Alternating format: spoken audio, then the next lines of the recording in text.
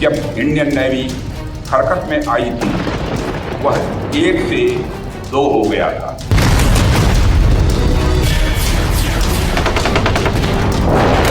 अगर ऑपरेशन सिंदूर में भारतीय नौसेना अपनी फॉर्म में आई होती तो पाकिस्तान के 2 टुकड़े ही न होते, बल्कि मैं समझता हूँ शायद 4 टुकड़े होते।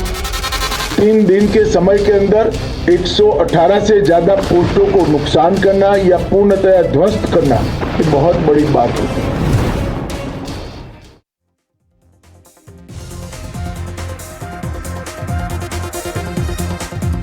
Ladies and gentlemen, a very good evening. You're watching the NewsNight and I'm Deepthi Sachdeva. What we are bringing to you tonight is huge because this is quite literally a bombshell. We haven't heard this before yet. But this is India's Raksha Mantri, Rajnath Singh, who today has claimed that during Operation Sindoor, the Indian Navy, ladies and gentlemen, was capable of splitting Pakistan into 4 parts. That is what the Raksha Mantri has said. That had the Indian Navy launched its full prowess, we could have split Pakistan into 4.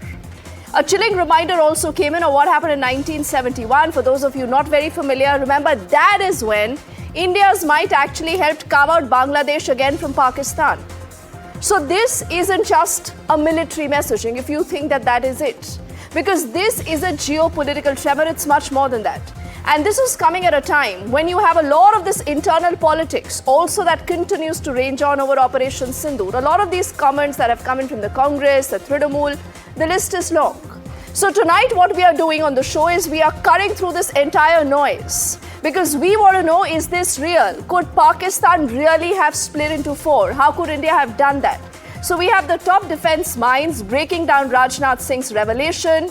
Was this a warning? Is this a possibility? Or is this a political play? And just how vulnerable is Pakistan to another fracture? Because this, trust me, is not just rhetoric. This isn't just noise. It is a statement that the world today cannot ignore. And without wasting time, let me say quickly good evening to our panel of guests that are joining us on the show. Tilak Devashar is the member of the National Security Advisory Board. He joins us and he's written very, very strong, powerful books when it comes to Pakistan, the conundrum on Balochistan and a lot of other things. And he has very strong opinion on whether Pakistan can really be split into 4. So thank you, sir, for your time on the show tonight. We also are honored to be joined by Vice Admiral Anil Kumar Chawla, who's also a defense expert on the show, sir. Thank you also for joining us on the NewsNight. And it's always a pleasure. Good to see Lieutenant General Sanjay Kulkarni, ex-DG Infantry and a defense expert with us, a man of few words, but then those words echo loud and very clear. So gentlemen, without wasting time, but with your permission, on our screens are already, those circumstances that what could happen if Pak actually breaks into 4. But before I replay that, I want to take up our straight questions because these are questions today that matter. We also do know that the Union Home Minister Amit Shah today has said that 118 Pakistani posts have been destroyed. So all that has also happened in the same day. How vulnerable, remember, is Pakistan to an all-in-Navy attack? That could have happened. That can still happen. Is that a possibility? We'll talk about that. This brings us to our second straight question. And that reads, that is the 1971 strategy, is that particular playbook returning in 2025, could that still happen? Because Operation Sindoor, again and again, the Prime Minister, the Raksha Mantri, the Home Minister, the External Affairs Minister, everyone has said it has just hit a pause button. This brings us to our third straight question. Has Pakistan's nuclear bluff also now been exposed? That Pakistan is actually good for nothing. It can only give you empty threats and that's about it. This brings us to our fourth straight question, ladies and gentlemen, and that reads whether what you're seeing in Balochistan, Sindh, the northwest frontier province in Pakistan, aren't these the real Achilles heel of that rogue state? The real vulnerabilities. Can Pakistan really deal with this in case the situation goes from bad to worse? This brings us to our fifth straight question, and that is, why is the opposition still challenging Operation Sindoor? Because the story has multiple narratives. It's what India is doing globally, the diplomatic outreach, these messages going on, but also a good amount of politics happening back home. So let me begin by asking, first up, Tilak Devashar, when you hear what you hear from the Raksha Mantri, tell me something. When he says that we have the capability and it is just a warm-up, if we want, we can split Pakistan into 4. How can that happen? Thank you. Thank you for having So- me on the show. I think we have to realize that Pakistan today is probably at its weakest internally. You know, it is faced with a multitude of crises. It is called a polycrisis. First of all, there is the ethnic tensions. You know, Balochistan, you know about the Pashtuns, the Tehreek-e-Taliban, Pakistan.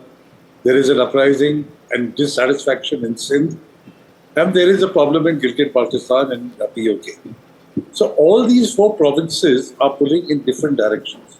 And if you think that Punjab is united, there's a strong Seraiki movement also in South Punjab.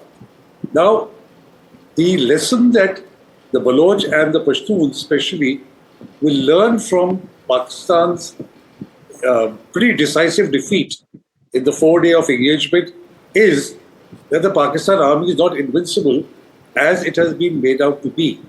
So they can certainly take a leaf from the playbook of what India has done to up the ante of what they have been doing in Balochistan and also in Khyber Pakhtunkhwa, and so can the Sindhis. So this, I think, is the real meaning.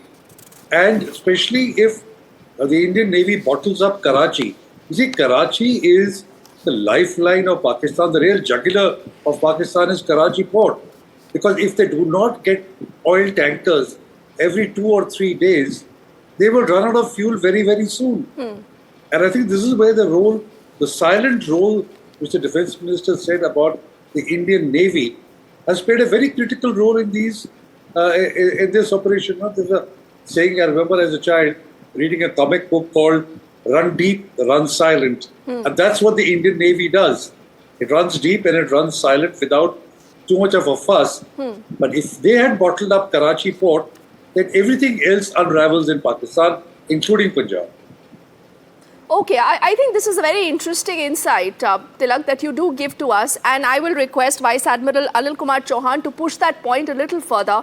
Because, you know, for those of our viewers really wondering whether this is a real possibility, if you look at what happened in 1971, that particular playbook, Pakistan got its lessons. Is this the reason why we have seen Pakistan running for a conversation, for a ceasefire, saying, please talk to us, you know, we never want a war in the first place, because this is what Pakistan can't deal with.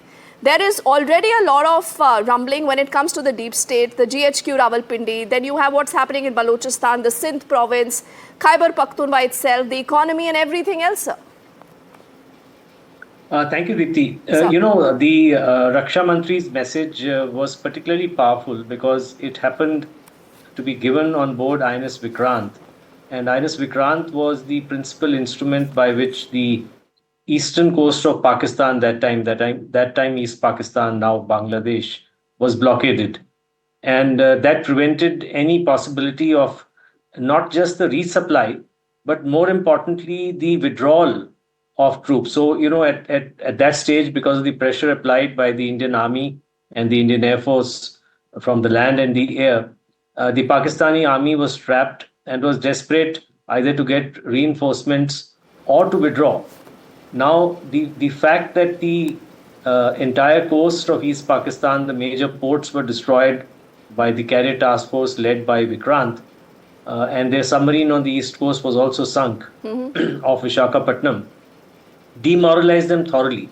So, you know, when you realize that there is no way out, that was a big role that was played in psychologically also in their surrendering.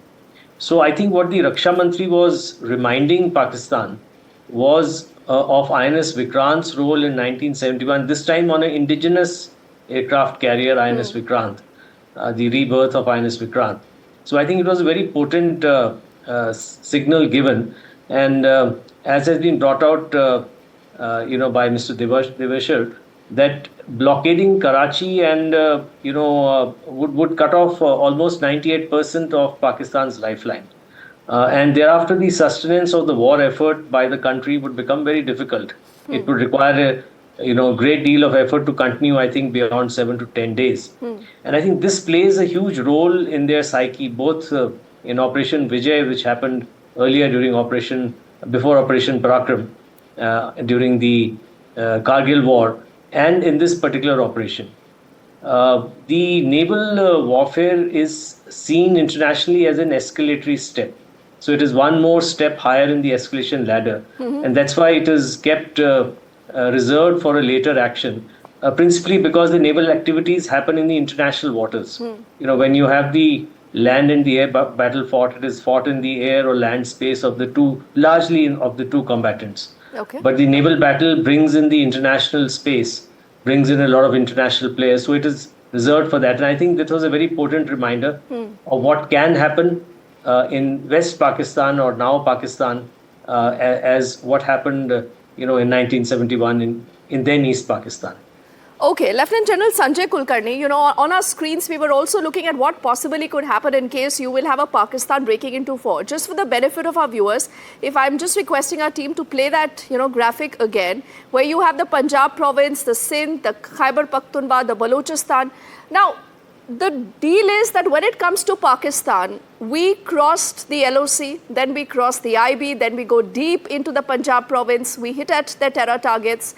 But clearly, with the language, with the words that have been used, with the nuances that are coming in right from the Prime Minister to the Raksha Mantri, to almost everyone, sir, what is your reading? Is this an Operation Sindoor still in progress, and could Pakistan breaking into four still happen? Thank you very much, So. Definitely. Operation Sindoor is just a pause. It's on. So it hasn't ended as yet. And therefore, Pakistan needs to take and learn a lesson from what the Navy has done. What a strategic deterrent. It had the entire Karachi port surrounded and gripped by the carrier battle group. I've heard that seen and what it means. The supreme art of war is to subdue the enemy without a fight. It was there, and the parties didn't know what was to hit them where and how. And that was enough to almost put parties on their knees to be able to say, come on, we request for a ceasefire. Definitely, there is no denying the fact that the way Pakistan has trouble in Balochistan, the way Pakistan has problem in Khyber Pakhtunkhwa, the way in Sindh right now, there's a problem because they intend diverting a canal to Cholistan. And Cholistan is a place where the Pak army officers want the entire land to themselves for their own development. Because the Pak Armed Forces, through their Fauji Foundation, have over $25 billion business rolling there. And therefore, there's problem in Sindh. It's only Punjab, and the army of Pakistan, which is of course a terror organization of 5.5 lakhs, is only 96% Punjabis. And there is tremendous amount of problems in Pakistan. And there is no denying the fact of what the Raksha Mantri is saying, that in 1971, the way Karachi port had been taken, Pak got divided into two. Had the Navy opened up this time, it would probably have divided into four. And there was so much of joy and celebration on in Balochistan, hoping that India does that, so that it means the Balochis could break away from Pakistan. And you have this NQM leader, releasing his book in London, where the Khan of Kalash was present over there after 35 years, spoke up to say, it's time, India helped us. Because there is no denying the fact that in Pakistan, the Balochis are finding it extremely suffocating. They are not able to be, the way the Punjabi domination is making Balochis absolutely wanting to separate away. And that itself is adequate for Pakistan. And that is why you find now the field marshal of Pakistan wanting to say again and again that what are Balochis, 1,500 of these people you talked about, they can do nothing. They lose over 7 men per day. Yes. That's the state of Pakistan army. So it's very much there on the card. And the Raksha Mantri is absolutely right. Had the Navy opened up, it is just that the Navy was a strategic deterrent, that they were all, virtually on their knees. And I would say, in no uncertain terms, that had it not been for that very fact that the Air Force had founded the 11th of the air bases. The LOC was holding absolutely firm. There was nothing that they could do anything along the LOC, and the way the terrorist locations have been destroyed, and the way the air bases have been, and you find how in Azerbaijan, the Prime Minister of Pakistan is saying that they were really literally crying. The way their Prime Minister was saying in no certain terms, the Rawalpindi had been left, the other bases had been left, and we were on our back foot. And had it not been for India attacking us in the manner that they did, 4:30 in the evening, they were to do that. Yes. So India preempted, and therefore Pakistan crumbled, came on their knees, and sought a ceasefire, and that is how Pakistan got saved. And Navy didn't shoot, not a single shot fired, but Pakistan knew what was to come. Pakistan Navy is very weak compared to the Indian Navy. Okay, very, I'm just very taking a weak cue, sir, compared to from the what Navy. you've just said, because, you know, I think this is an interesting piece of information that our viewers must also know. And the gentlemen have all hinted towards it, that there is a problem when it comes to Pakistan, not just about money, not just about this internal strife, not about who's calling the shot, but the numbers, because the numbers don't lie. This is about the strength when it comes to the Indian Navy versus the Pakistani, whatever might they want to call this. So on our screens, let's go big to help you understand these numbers. This is just about the naval strength. That is going to be our focus. You're looking at an India versus Pakistan here, the naval vessels. Now look at India has already 150 plus. Pakistani just sitting at a 50 plus, and don't forget, a lot of them are really poor. They do not perform well. We've seen what happened to all this China imported weapons, and they were completely pummeled again by India. Likewise, if you go to the other details, as far as the naval strength is concerned, you will see when it comes to INS Vikramaditya and IS Vikrant, these are obviously, you know, those taxing big machines that know how to do their job. But when it comes to Pakistan, the score is terrible. And like they say, the writing is on the wall time and again for Pakistan to realize that it cannot even enter a war like this. Forget the fact that it can win a war. We'll, you know, bring in more details faster. This is about the submarines, 17 to 11. That is where the count really stands. So just a brief insight to why these numbers made Pakistan very, very uncomfortable. Now, let me quickly go back to our guest, and we'll go to Tilak to help understand that in the road ahead, sir, when you're talking of the Operation Sindoor that has hit a pause button, you're looking at the terror infrastructure of Pakistan that has been demolished, but still world over, you know, there are some powers who are not willing to call out Pakistan, willing to hand out doles in the name of the IMF and a lot of other bailout. Don't they look at these numbers? Don't they realize what Pakistan possibly today endangers the world with? Yeah, I don't think it's only these numbers.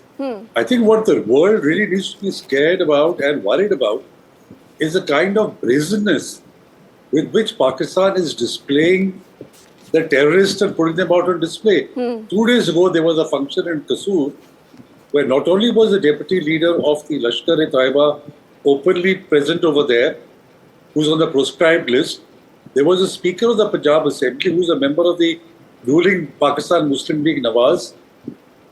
Maryam Nawaz is Chief Minister of Punjab, and Shehbaz Sharif is the Prime Minister of Pakistan. They were openly talking about and spewing venom against India. You've seen also visuals, which your channel has also carried, about the funerals of terrorists where army officers, senior army officers are present, and their coffins are wrapped in the Pakistan flag, and the prayers are being led by another US designated terrorist. You're right. So I think the world really needs to look at the brazenness of Pakistan, and please, the message should be don't be blind. Just see the kind of danger that Pakistan poses, first of all, to itself, poses to its neighbors, and ultimately will also pose to the West. Because you can't keep these blocked around. You're right. So while those figures are important, which you mentioned, I think the biggest threat from Pakistan that is emerging world over is terrorism and the fact that the world is doing nothing about it. I hope that now in the FATF, Pakistan can go back, this time not into the grey list, but into the black list for all the activities that it is doing. Okay. Okay, I just have the last couple of minutes. So Vice Admiral Anil Kumar and Lieutenant General Sanjay Kulkarni will take perhaps 50-50 each. You know, we'll be fair to both of these gentlemen. Vice Admiral, you go first. Now tell me something. Do you think going ahead, it is a wise decision? Let's split Pakistan into 4. I think it's a bit presumptuous for me to say that. I think the Raksha Mantri has said what needed to be said. As far as the armed forces are concerned and the Navy is part of that, they are an instrument of the government. So it acts at the directive of the democratic leadership of the country, as it should, unlike Pakistan. And I think if there is a requirement to meet certain aims set by the political leadership, the armed forces will do their utmost to strive to achieve that. So I think as far as splitting is concerned, I'll leave it at that. I would just like to re-emphasize the fact that particularly, as brought out earlier, Karachi being their center of gravity, their jugular, the weakness also is, the major weakness today is in Balochistan. And the fact is that China has built the China-Pakistan economic corridor largely, ending up in Balochistan with the aim of extracting the mineral resources there and using Gwadar possibly as a military base in the future. And I've written about that extensively. So I think there is a lot of dissatisfaction in the Baluchi people, not only with the mistreatment that has been meted out to them by Pakistan over the last 7 to 8 decades after independence, but also the exploitation that is happening today. And this is evident from the number of attacks that have been carried out by Baluchi nationals against the Chinese personnel there, as also the Pakistani army, which recently had happened. So I think there is a great deal of danger, and I think the Raksha Mantri was also hinting at Pakistan that please look inwards. You are trying to export terror, you are trying to get something which is unattainable. Oh, yes. But in that process, you will lose what you have. So I think if Pakistan is wise, which I very much doubt, they will probably heed this warning. All right, General Sanjay Kulkarni, I just have the last 30 seconds for you, sir.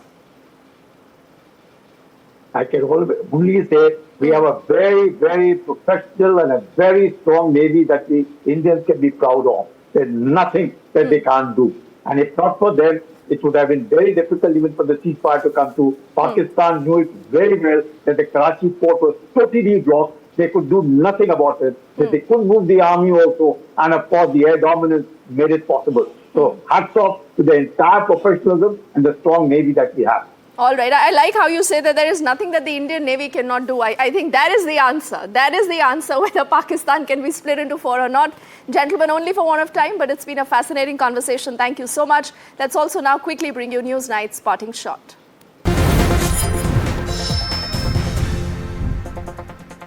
So India, ladies and gentlemen, has showcased its military might through Operation Sindoor. And Pakistan's vulnerability is stark. It's an open secret. But back home, like I said, you also have these political fault lines that are only deepening. The Prime Minister earlier was in Bihar. He has fired a fresh shot from there, while the opposition leaders cry foul. They're questioning a lot of things. So this internal political fire really shows you that there is no end to this politics, this perhaps the run for votes here. So what does this mean when it comes to India's national narrative? The choice is very clear. It is about strength or discord, and that is what our netas cutting across political quarters need to think deeply. And can Pakistan be split into 4? The answer, like they say, is blowing in the winds. Thank you so much for watching. We'll see you now on Monday. Good night.